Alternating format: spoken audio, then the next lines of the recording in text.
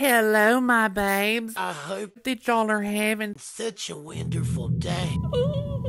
Sinister Sunday, babes. Look, beginning of this year, I wanted to do a video with one of my special babes. She's a cemetery ghoul queen in Savannah, Georgia. Her and her business partner do all kinds of videos and YouTubes and history on stuff. This video was so close to not being made, it's cursing hex. Tried time and time again, it was like it didn't want to be made, but we all might die in 7 days after watching this.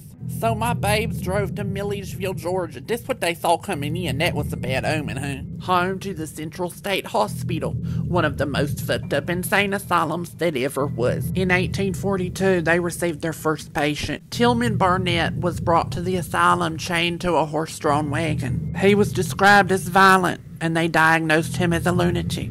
Tillman died in the asylum 6 months later of what they called maniacal exhaustion. During this time, experimental treatments were rampant. Over 25,000 people died at Central State Hospital, most buried in unmarked graves. Almost anyone could be admitted to the asylum.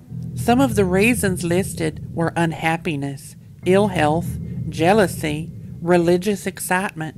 Some husbands even admitted their wives for domestic issues. Y'all already know we would have been locked the fuck up, babe, all of us. Of the first 50 patients that were admitted, 29 of them died.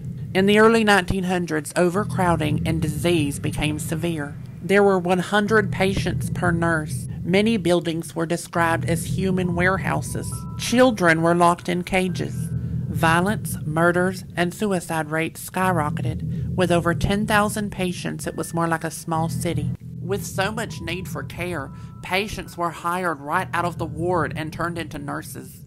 In a need to sedate and calm patients, electric shock therapy and lobotomies were commonplace. Nurses would often perform surgeries with no doctor's supervision.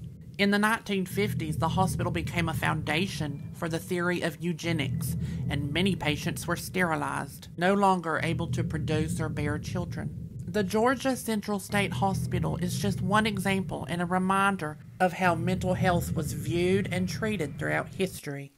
In 1997, a cemetery restoration project was begun. Today, in Cedar Lane Cemetery, there are thousands of iron markers to memorialize the over 25,000 that lost their lives here.